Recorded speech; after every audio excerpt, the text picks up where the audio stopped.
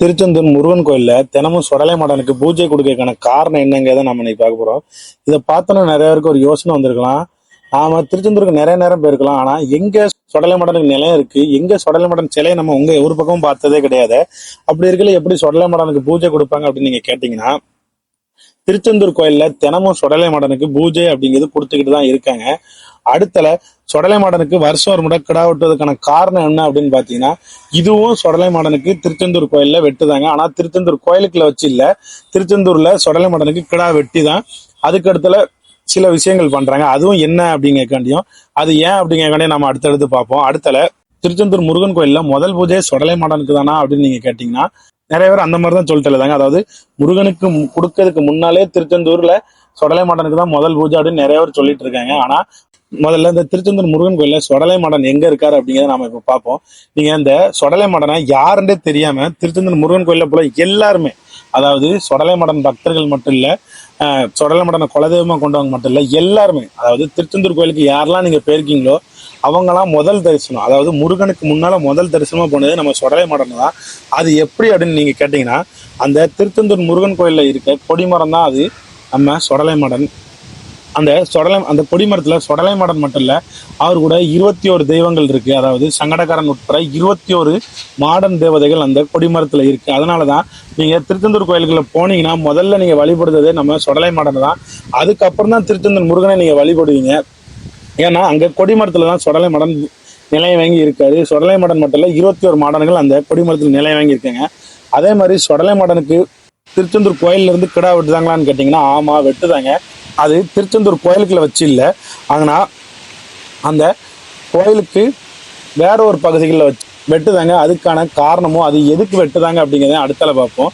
அடுத்தல இதில் மூணாவதாக இருக்க திருச்செந்தூர் முருகன் கோயிலில் முதல் பூஜை சொடலை மாடனுக்கு தானா அப்படின்னு நீங்கள் கேட்டிங்கன்னா, முதல் பூஜை சொடலை மாடனுக்கு இல்லை. ஆனால் நிறைய பேர் அது சொடலை மாடனுக்கு தான் முதல் பூஜை அப்படிங்கிறதுக்கான காரணம் என்ன அப்படின்னு பார்த்தீங்கன்னா, காலையில் கோயிலோட நடை திறக்கிறது 4 மணிக்கு, அதே மாதிரி 5 மணிக்கு சுப்ரபாதம் அப்படிங்கிறது ஆரம்பிக்கும். அப்படி அந்த டைம்ல பல்லக்கில் கோயிலை சுற்றி கொண்டு வரும்போது கடைசியாக அந்த கொடிமரத்தை முன்னதான் வச்சு நம்ம கடைசியாக அந்த மந்திரத்தை சுப்ரபாதத்தை முடிப்பாங்க. அதனால எல்லாரும் என்ன நினச்சிக்கிறாங்க அப்படின்னா, முருகனோட நடையே திறக்கலை, ஆனால் இந்த கொடிமரத்துக்கு முன்ன வச்சு இந்த மாதிரி மந்திரங்கள் எல்லாம் சொல்லும்போது அப்போ முதல் பூஜை கொடிமரத்துக்கு தான் அப்படின்னு நீங்கள் எல்லாரும் தப்பாக நினச்சிக்கிறீங்க. ஆனால் முதல் பூஜை கொடிமரத்துக்கு கிடையாது. அது அந்த கோயிலை பல்லக்கில் சுற்றி அந்த கொடிமரத்துக்கிட்ட வச்சு தான் முடிப்பாங்க. முடிச்சுட்டு தான் அதுக்கடுத்து உள்ள போய் முருகனோட நடையை திறந்து உள்ள முருகனுக்கான விஸ்வரூப தரிசனம் எல்லாத்தையும் முடிச்சுட்டு அதுக்கப்புறமா ஒரு 5:45 டைம்ல 5:45க்கு தான் அந்த கொடிமர நமஸ்காரம். அப்பந்தான் மாடனுக்கு பூஜை கொடுக்காங்க.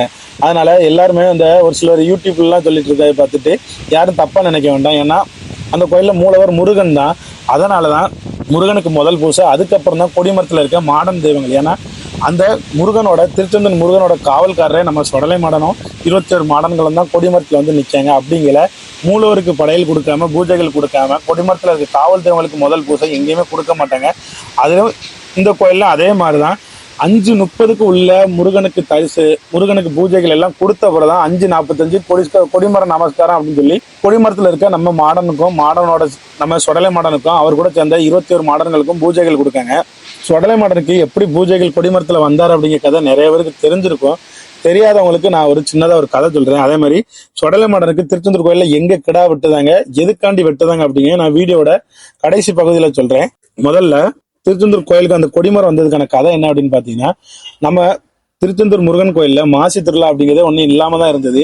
அதுக்கான காரணம் அந்த கோயில்ல கொடிமரம் இல்லை, கொடிமரம் இருந்தாதான் நம்ம மாசி திருவிழா கொடுக்கலாம் அப்படின்னு சொல்லி அந்த ஊர் மக்கள் எல்லாமே ஒரு ஆசாரியை ரெடி பண்ணாங்க. அந்த ஆசாரி யாரு அப்படின்னு பாத்தீங்கன்னா, ஆறுமு ஆசாரி. அவரை அழைச்சி அதுக்குண்டான தொகையை கொடுத்து இந்த மாதிரி ஒரு கொடிமரம் வேணும் அவர்கிட்ட சொல்லுவாங்க. உடனே அவரு என் கூட உதவிக்கு ஒரு 21 பேர் வேணும் அப்படின்னு சொல்லி 21 மாட்டோண்டியும் வேணும்னு சொல்லி அவங்க எல்லாத்தையும் அழைச்சிட்டு போகும்போது ஒரு அம்மன் கோயில்ல ஆசீர்வாதம் வாங்கிட்டு போலான்னு சொல்லி உள்ள போவாரு.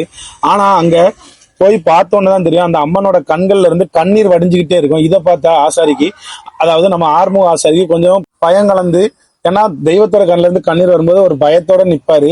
அப்போ அந்த அம்மன் அவரை மட்டும் பக்கத்துல அழைச்சி அவரோட காதுல ஒண்ணு சொல்லுவாங்க. அது என்ன சொல்லுவாங்க அப்படின்னு பாத்தீங்கன்னா, இந்த கொடிமரம் வெட்டதை கண்டி உங்க கூட வருது 21 பேர்ல யாருமே உயிரோட வரமாட்டாங்க, நீ ஒருத்தன் மட்டும்தான் உயிரோட வருவ அப்படின்னு சொல்லி விட்டுறாங்க அந்த அம்மன்.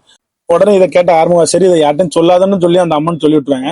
உடனே இந்த 21 வரை அழைச்சிக்கிட்டு அவரு நம்ம பொதிகமலை பார்த்து வராரு. அப்போ அவரோட மனசுல இந்த இது உறுத்திக்கிட்டே இருக்கு. ஏன்னா அம்மன் இந்த மாதிரி நம்ம கூட வரத 21 பேரும் இறந்துருவாங்கன்னு சொல்றாங்களே, அப்ப நம்ம என்ன பண்ண முடியும்?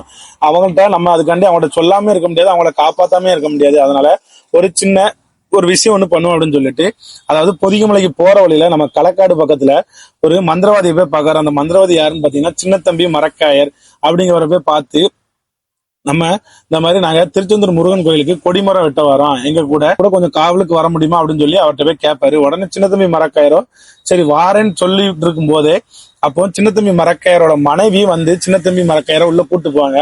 இந்த மாதிரி என்னோட கனவுல ஒரு 21 பேரை ரத்த வெள்ளத்துல பார்த்தேன், அதுல நீங்களும் இறந்து கிடக்க மாதிரி நான் ஒரு கனவு கண்டேன் அப்படின்னு சொல்லுவார். இருந்தாலும் அவர் சின்னத்தம்பி மரக்காயர் என்ன சொல்லிடுவாருன்னா, முருகன் கோயிலுக்கு தானே நான் கொடிமரம் வெட்ட போறேன், அப்படிங்கிற நீ ஏன் பயப்படுது, அப்படிலாம் ஒண்ணும் நடக்காது அப்படின்னு சொல்லிட்டு அவங்க அந்த ஆறுமுக ஆசாரி சின்னத்தம்பி மரக்காயர் அடுத்த அந்த 21 சேர்ந்து பொதிகமலை தேடி போறாங்க. அவங்க எங்கெல்லாமோ தேடி பார்த்து அவங்களுக்கு எந்த ஒரு கொடிமரத்துக்கான மரமும் கிடைக்கல. உடனே பொதிகமலையோட உச்சிக்கு போய் காக்காச்சி மலைக்கு போறாங்க. அப்போ அவங்களுக்கு சுத்தி முத்தி பார்க்கும்போது ஒரே ஒரு சந்தன மரம் தான் ரொம்ப பிடிச்சி போச்சு. நல்லா அவங்களுக்கு ஏத்தாப்புல, அவங்க நினைச்சதுக்கு ஏத்தாப்புல அந்த மாதிரி பெரிய மரமா நல்லா அகலமான மரமா கிடைச்சது. அதை பார்த்தோன்னே ஆறுமுக ஆசாரி எனக்கு இந்த மரம் தான் பிடிச்சிருக்கு, இதுதான் வெட்டணும் அப்படின்னு சொல்லிடுவாரு. ஆனா சின்னத்தம்பி மரக்காயர் தன்னோட மந்திர சக்தி மூலமா அதுல பார்க்கும்போது அதுல சொடலை மாடன், சங்கடகரான் உட்பட 21 மாடன் தெய்வங்கள் அதுல இருக்கதை அவர் பார்த்துவாரு. உடனே அவர் சொல்லுவாரு சின்னத்தம்பி மரக்காயர், சரி இதுல 21 மாடங்கள் இருக்கு, என்னோட மந்திர சக்தியை பயன்படுத்தி அந்த 21 மாடங்களையும் மரத்தை விட்டு கீழே இறங்கி தூர போக வைக்கிறேன். அப்படி நான் விட்ட உடனே நீங்க அந்த மரத்தை வெட்டி எடுத்துக்கலாம். ஆனால் நீங்க அந்த மரத்தை சுத்தி இருங்க, 21 மாடங்களும் இறங்கின உடனே நான் உங்களுக்கு தகவல் கொடுக்குறேன், அப்ப நீங்க அந்த மரத்தை வெட்டுங்க அப்படின்னு சொல்லிடுவாரு. அதே மாதிரி சின்னத்தம்பி மரக்காயரும் ஒரு பூஜைகள் பண்ணுவாரு. பூஜைகள் பண்ணிக்கும்போது சொடலை மாடன், சங்கடகரன் உட்பட 21 மாடங்களும் கொஞ்சம் கொஞ்சமா ஒவ்வொருத்தரா இறங்க ஆரம்பிப்பாங்க. ஆனா அந்த கடைசியா 21வது மாடன் இறங்குறதுக்கு முன்னாலேயே இவரு சின்னத்தம்பி மரக்காயர் அவர் இறங்கிட்டாரு அவர் இறங்கிடுவாரு அப்படிங்கிற எண்ணத்துல கையாட்டும் போது உடனே அந்த சுத்தி 21 கோடாரியை கொண்டு அந்த மரத்தை வெட்டும் போது அது மாடன்களோட கோபத்துக்கு உச்சத்துக்கு போய் அங்க வந்த 21 பேர்களையும் கருவறுத்துருவாங்க அந்த நம்ம மாடன்கள். சரி இங்க என்ன நடக்குன்றே புரியாத ஆறுமுக அந்த 21 ரத்த வெள்ளத்துல பார்த்துட்டு அப்படியே திரும்பும்போது சின்னத்தம்பி மரக்காயிரம் ரத்த வெள்ளத்துல இறந்து கிடப்பாரு. இதெல்லாம் பார்த்த ஆறுமுக ஆசாரி பயந்து அடிச்சு தெரிச்சு ஓடி நம்ம சொரிமுத்தையனார் கோயிலை பார்த்து ஓடுவாரு. உடனே பின்னோடியே சொடலை மாடனும் சங்கடகரனும் போன்ற 21 மாடன்களும் வளையத்தை கையில ஏந்தி வீச்சர்வால கொண்டு நம்ம ஆறுமுக ஆசாரியை விரட்டிக்கிட்டே வருவாங்க. ஆனா ஆறுமுக ஆசாரியோ வேகமா போய் நம்ம சொரிமுத்தையனார்கிட்ட போய் சரணடைஞ்சிருவாரு, அவரோட பாதத்தை பிடிச்சிருவாரு.